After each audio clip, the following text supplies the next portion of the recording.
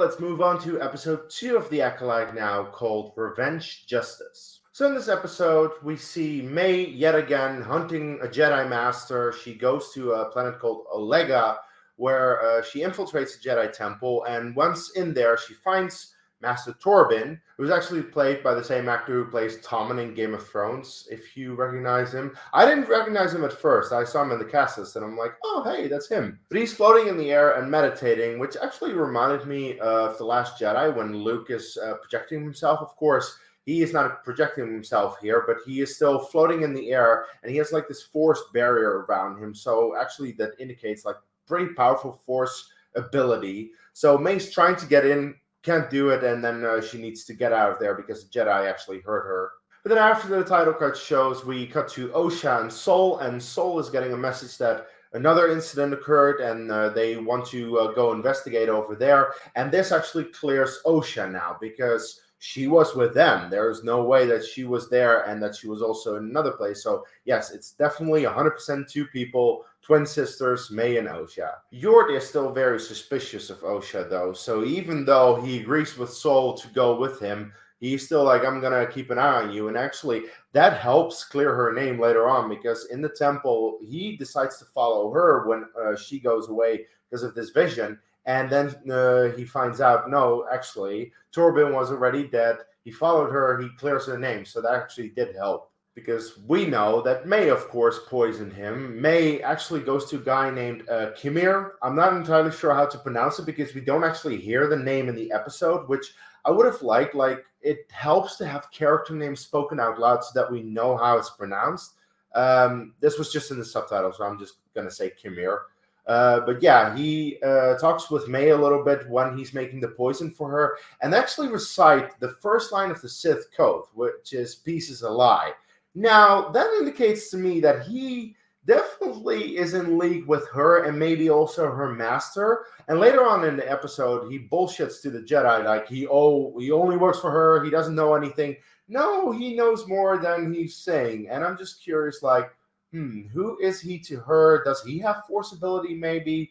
Again, a lot of intrigue going on.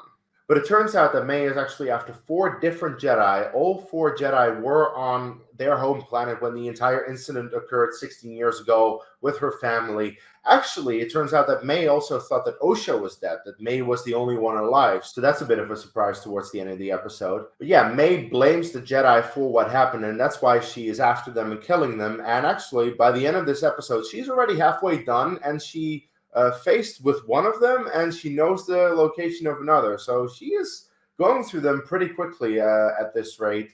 However, what is it with hiring actors that I know from something, playing a Jedi, that I'm like, oh, that's cool to see them, and then they get killed off within just a few minutes. Like, it started with Carrie-Anne Moss, now with Dean Charles Chapman, and I'm just like, guys, can we stop this, please? I definitely don't want to see the Wookiee die, because the Wookiee Jedi is a very exciting prospect, and I'm like, I don't want to see him die. What is interesting, though, is that when May faces Torben, he opens his eyes and addresses her, and he's like, oh, yeah, this was my fault, and he just takes the poison willingly. So he definitely has some guilt, like something really messed up happened, and Torben is like the one who actually fully admits to it. So what happened there? I'm just very curious. So there is a lot of intrigue, but I do want to say, like, one of my flaws so far with the first 2 episodes is that there's a lot of exposition at times, a lot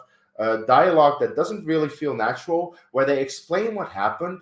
And I'm like, I think it would have been better if it had been through short little flashbacks, slowly revealing a little bit more, the same way that they did in Andor and The Mandalorian. In both the first seasons of those shows, for the main character, they had flashbacks going on, which slowly explained a little bit more about their character, about their background. And I do think that this show as well could benefit from doing such flashbacks. Anyway, all the Jedi arrive at the scene. They see that Tormund is dead, and then they need to come up with a plan to catch May. And actually, it turns out that Jackie is the one to come up with a pretty good plan to use Osha passing off as May, so that Kimir is like, okay, I'm just going to spill the beans. And he does spill the beans.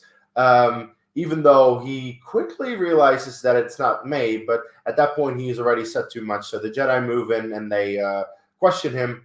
Again, as I said, he doesn't really say everything that he knows. He just wants to clear his name, and he completely throws May under the bus, but then again, he's surrounded by several Jedi, so what can he really do? Let's be fair. So they set up a perimeter.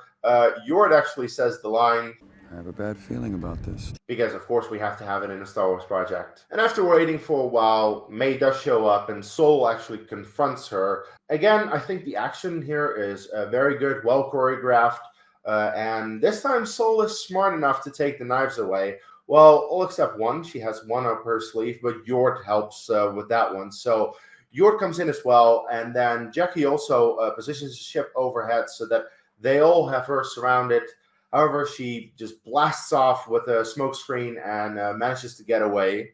However, she's still escaping the city, and then Osha confronts her, and they see each other, confirming to both of them that they are indeed alive, and that does seem to really hit May, because especially in the case of May, she was not yet aware that Osha was alive. Osha had already gotten to that point where she was like, I think May is alive. I just need the confirmation. She has a confirmation now, but May had no idea, and that's very clear. So this is probably going to affect her from now on, and I am curious to see like how that is going to play out when May is like, wait, my sister was actually alive. I was under the assumption that my family was killed. Maybe I've been lied to by other people as well, not just the Jedi that she wants to kill.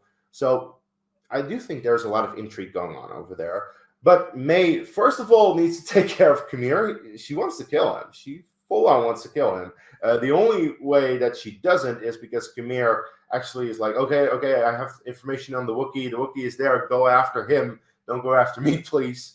And yeah, at the very end of the episode, we finally see the Wookiee that we've been hinting at throughout this episode. So that was cool. Wookiee Jedi. But yeah, it's all of a few seconds, not much more than that. So I am very excited to see how that plays out, because yeah, we haven't really seen a Wookiee Jedi in live action. We have seen it in animation in both the Clone Wars and then the Bad Batch with Gunji, I believe the name was. But now to see it in live action, I'm very curious to see how that plays out, especially when, you know, you have a full-grown Wookiee whipping out a lightsaber and he's going to go ham on someone. That's going to be pretty cool to see. At least I hope it is. But I think overall, that's about all I can say about the episode. It was a solid episode, and I'm very interested to see where the story goes. There's a lot of intrigue going on.